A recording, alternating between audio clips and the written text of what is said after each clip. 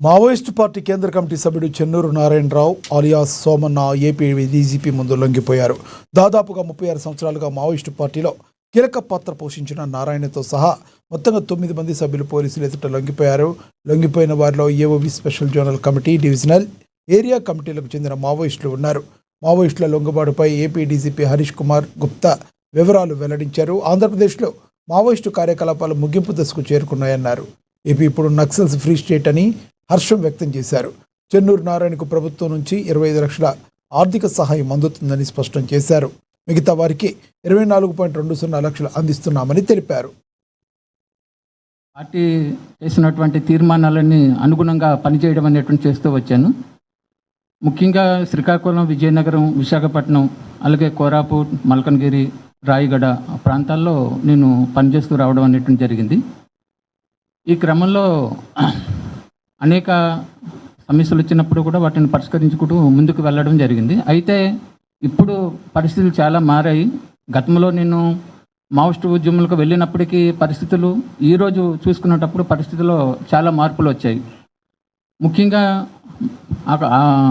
అటవీ ప్రాంతంలో కూడా ఈ అనేక మార్పులు అనేటువంటిది జరుగుతూ వచ్చింది. బయట సమాజంలో ఎలాగైతే మార్పులు చోటు చేసుకుంటూ వచ్చాయో, మేము పనిచేస్తున్నటువంటి అటవీ ప్రాంతంలో, ఆదివాసీ ప్రాంతంలో కూడా అనేక మార్పులు చేర్పులు జరుగుతూ వచ్చాయి. ముఖ్యంగా ప్రభుత్వాలు ప్రవేశపెడుతున్నటువంటి అభివృద్ధి సంక్షేమ కార్యక్రమాలు ఈరోజు గ్రామీణ ప్రాంతాల వరకు కూడా వెళ్ళడం అనేటువంటిది ఒకటి మనకు అక్కడ కనిపించినటువంటిది. అలాగే మారినటువంటి పరిస్థితుల్ని పార్టీ ఎప్పటికప్పుడు దాన్ని అప్డేట్ కావడంలో కూడా పార్టీ వైపు నుంచి వైఫల్యం అనేది ఉంది. ఎప్పుడైతే మారిన పరిస్థితికి అనుగుణంగా పార్టీ తన సైద్ధాంతిక రాజకీయ స్థాయిని పెంచుకోవడం, దానికి అనుగుణమైన ఎత్తుగడలు రూపొందించుకోవడం, దానికి అనుగుణమైనటువంటి నిర్ణయాలు చేస్తూ ముందుకెళ్ళడం ద్వారానే ఆ ఉద్యమం అనేది ముందుకు వెళ్ళేది.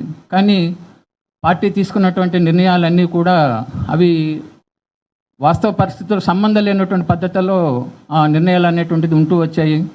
దాని మూలంగా ఈరోజు మావోయిస్టు ఉద్యమం అనేటువంటిది మన ఏఓబీలనే కాదు, మొత్తం దేశవ్యాప్తంగా కూడా మావోయిస్టు ఉద్యమం అనేటువంటిది ఈరోజు కనుమరుగై పరిస్థితి అనేటువంటిది వచ్చినటువంటిది. దీనికి ప్రధాన కారణం మావోయిస్టు ఉద్యమం అనేటువంటిది ఈరోజు తనకు అప్డేట్ కాకలేకపోవడం, పరిస్థితులకు అనుగుణంగా అప్డేట్ కాకలేకపోవడం అనేటువంటిది మెయిన్ కారణం. కాబట్టి ఈ పరిస్థితుల్లో నేను ఇంకా సాయుధ పోరాటాన్ని, లెఫ్ట్ వింగ్ ఎక్స్ట్రీమిజం మీ అందరికీ తెలిసిన విషయం. సెంట్రల్ గవర్నమెంట్ ఒక ప్రామిస్ చేశారు, 31 మార్చ్ లోపల ఇది మొత్తం ఒక కన్క్లూజన్కి, ఒక ఎండ్కి తీసుకొస్తాము. ఈ క్రమంలో లాస్ట్ 1.5-2 ఇయర్స్లో ఆంధ్రప్రదేశ్లో మేము పోలీస్ తరఫున మన ప్రయత్నం చేశాము. ఎక్స్చేంజెస్ ఆఫ్ ఫైర్ అయినాయి, సరెండర్స్ అయినాయి, అట్లాగే అరెస్ట్లు కూడా అయినాయి. సో ఈ రోజుతో ఈ మొత్తం ఒక లెఫ్ట్ వింగ్ ఎక్స్ట్రీమిజం ఆంధ్రప్రదేశ్లో ఒక ఎండ్కి వచ్చినట్టుగా చెప్తున్నాము.